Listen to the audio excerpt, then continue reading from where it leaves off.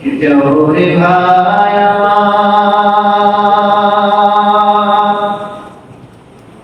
কবরের পাশ দিয়া কঠিন মুসিবতে আছি কইও আমার বাড়িতে গিয়া কে যাও রে ভাই আমার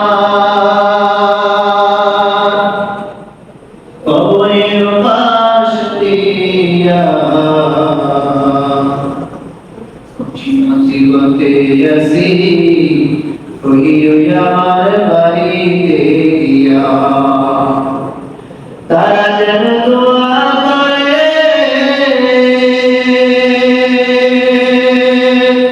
আল্লাহ রাস্তায় দান করে তারা যেন দোয়া করে আল্লাহ রাস্তায় দান করে সে সওয়াব পাবো আমি কবরে বসিয়া কঠিন মুসিবতে আছি কইও আমার বাড়িতে গিয়া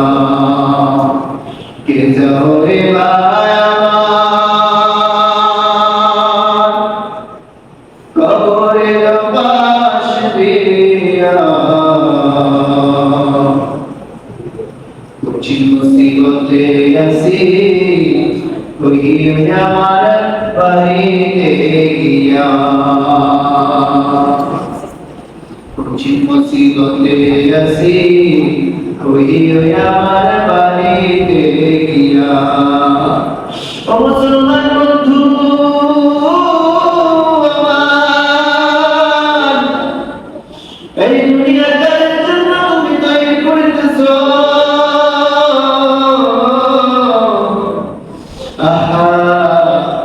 এই দুনিয়ার সবচেয়ে ক্ষমতার ফেরাউন ছিল ওই ফেরাউন কিন্তু দেখতে পারে নমরুদ কিন্তু থাকতে পারে সাদ্দাত কিন্তু থাকতে পারে তুমি আমি থাকতে পারো না أتأكل يا دنيا ينبغيك ولي أماننا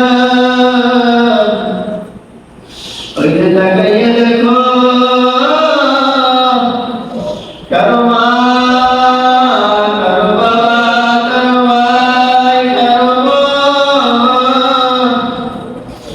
وإذا كرمك بسايا أحري مجلس وديا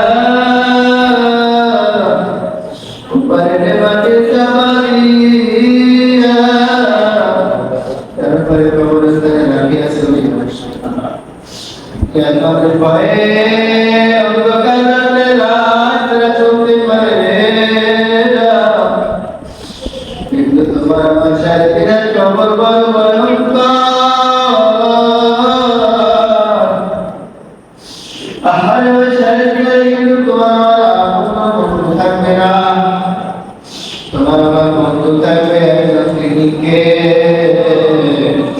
আপনারা ধরে একটা ডাক্তার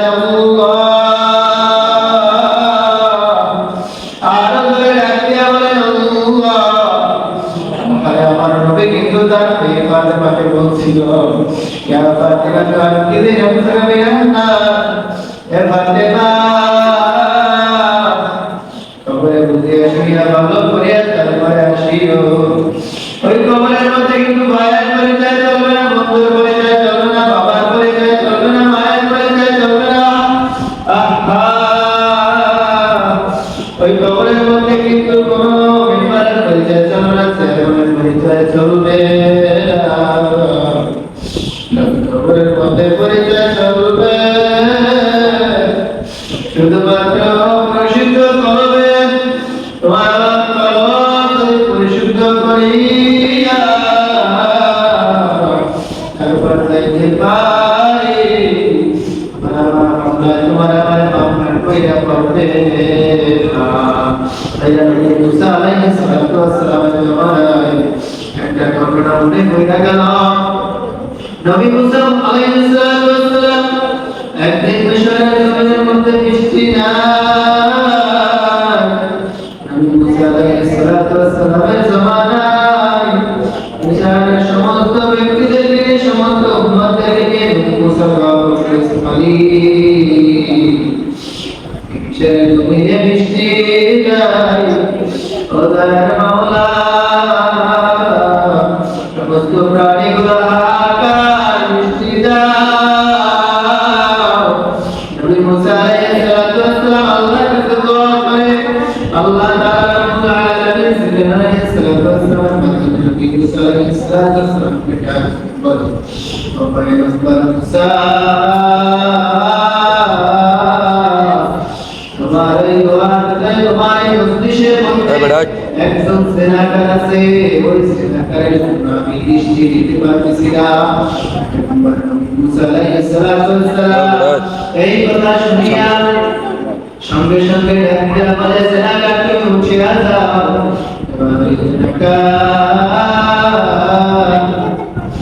আল্লাহ তাআলা রব্বুল আলামিন সেই জিনাকারকে উঠিয়ে যায়। তখন তো মানুষের সঙ্গে প্রকাশ্য হয়ে গেল যে সেটা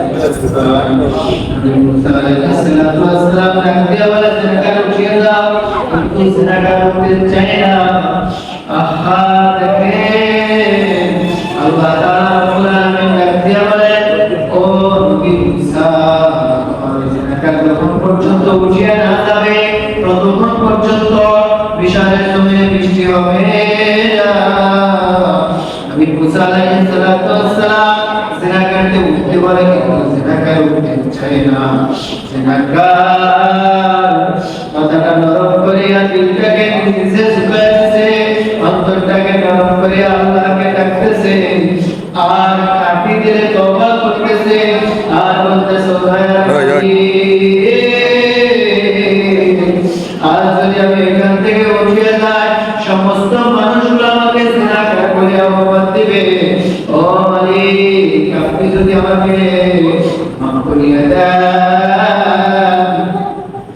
আপনার কোনো লস হবে না।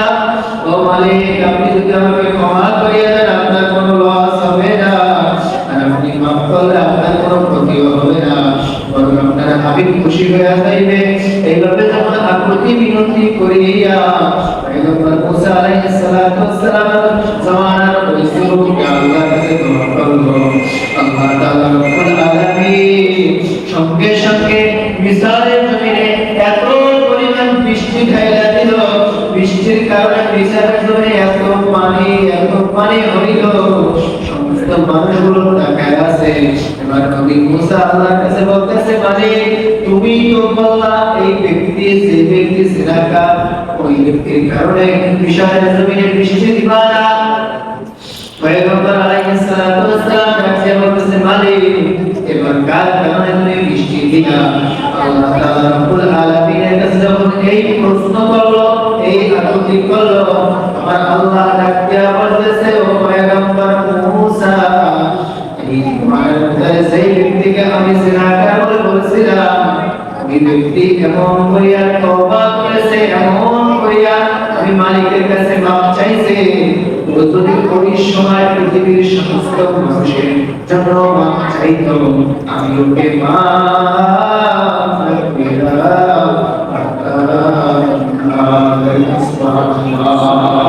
এজন্য বন্ধু, আপনি আমি কতটা গুনাহ করেছি, কতটা গুনাহগারে দাবিত হয়েছি, কিন্তু তার থেকে আমার আল্লাহর রহমত বেশি। আমরা যদি খাঁটি দিলে তওবা করিয়া, আমরা যদি খাঁটি অন্তর নিয়া, আমি দিল যদি পরিবর্তন করিয়া জিকিরওয়ালা বানিয়া আমি আমার মাওলার কাছে, আপনি আপনার আল্লাহর কাছে হাজিরা দিতে পারেন, আপনাকে আমাকে আমার মাওলায় আমরা কিছু সময় মাওলার জিকির করবো। জিকিরের মধ্যে এত মজা, এত স্বাদ, যে ব্যক্তি জিকির করবে সে জিকিরের স্বাদ ঠিকই পাবে, আর যে ব্যক্তি জিকির করবে না ও জিন্দেগিতে জিকিরের স্বাদ পাবে না। এই জন্য মাথা নত করিয়া, চক্ষু বন্ধ করিয়া দিলকে নরম করিয়া খেয়াল করিয়া মাওলা পাকের জিকির করব কারণ জিকির দ্বারাই মানুষের অন্তর পরিবর্তন হয় আর আপনার আমার মরণ যদি পরিবর্তন করতে চায় এক নম্বরে মন্ত্র হইল আমার মাওলা পাকের জিকির করার ঠিক কিনা এত বেশি বেশি জিকির করব যতক্ষণ জিকির করব ততক্ষণ ভুলা যাবে না আর যখন জিকির করব আল্লাহ আল্লাহ আল্লাহ বান্দা জিকির করে সুবহানাল্লাহ সে আল্লাহ তাআলা পবিত্র তখন আল্লাহর কাছ থেকে ঘোষণা আসে যায় হে ফেরেশতারা ওই বান্দাকে আল্লাহকে পবিত্র বলছে ওই বান্দা সুবহানাল্লাহ তখন বলো আলহামদুলিল্লাহ তখন আল্লাহ তাআলা শুকর আলহামদুলিল্লাহ আল্লাহ ডাকিয়ে ফেরেশতারা দেখো জমির মধ্যে কারা আমার প্রশংসা করে তখন আল্লাহ বলতেছেন তারা আমার প্রশংসা করে তারা আমার নিয়ামতের শুকর আদায় করে আমি আল্লাহ তাদেরকে আরো বেশি বেশি নিয়ামত বাড়ায় দেই নিয়ামত বাড়ায় দেই বেশি বেশি অর্থ হলো বেশি বেশি নেক কাজ করার সুযোগ করে দেয় তখন বলবো সুবহানাল্লাহ আলহামদুলিল্লাহ আল্লাহু আকবার যে আল্লাহ তাআলা সব থেকে বড় আমরা যদি বলি আল্লাহ তাআলা সব থেকে বড় আল্লাহ তাআলা বলে ওই বান্দা আমাকে বড় বলছে আমিও আল্লাহ তাআলাকে বড়ত্বের বড় ঘোষণা করে দিলাম সুবহানাল্লাহ যখন বলবো আল্লাহু আকবার আল্লাহ আমাদেরকে বড় বলবে এবং আমরা আল্লাহকে বড় বলছি তখন আল্লাহ তাআলা আমাদের জন্য অনেক খায় দেবে যখন বলবো লা ইলাহা ইল্লাল্লাহ আল্লাহ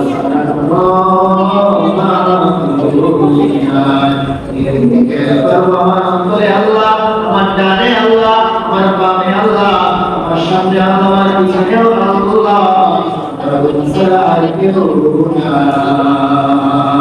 তখন বলবো আল্লাহ আল্লাহ আল্লাহ তখন আমাদের মধ্যে খেয়াল রাখতে হবে শুধু আমার মধ্যে আল্লাহই আছে দুনিয়ার সব কিছু নামাজ কিছু নামাজ শুধু আল্লাহ যখন বলবো ইল্লাল্লাহ ইল্লাল্লাহ ইল্লাল্লাহ আমার অন্তরে আল্লাহ ছাড়া আর কোনো মাবুদ নাই কিন্তু যখন চক্ষু বন্ধ করিয়া আসন দিয়া সমস্ত দিকে খেয়াল দিয়ে করিয়া সব দিকে খেয়াল করিয়া আল্লাহকে জিকির হবে আর জিকিরের মধ্যে সব সময় খেয়াল করবো আহারে দুনিয়া থাকতে পারবো না আমার সন্তান আমাকে মাটির গায়ে রেখা একদিন দুই দিন চলে আসবে আমাকে আপু বলিয়া ডাকবে না আপু বলিয়া ডাকবে না তোমার ঘুরে গিয়া রোনা তুমি দুরূদ শরীফ পাঠ করে আল্লাহুম্মা সাল্লি আলা সাইয়্যিদিনা মুহাম্মাদিন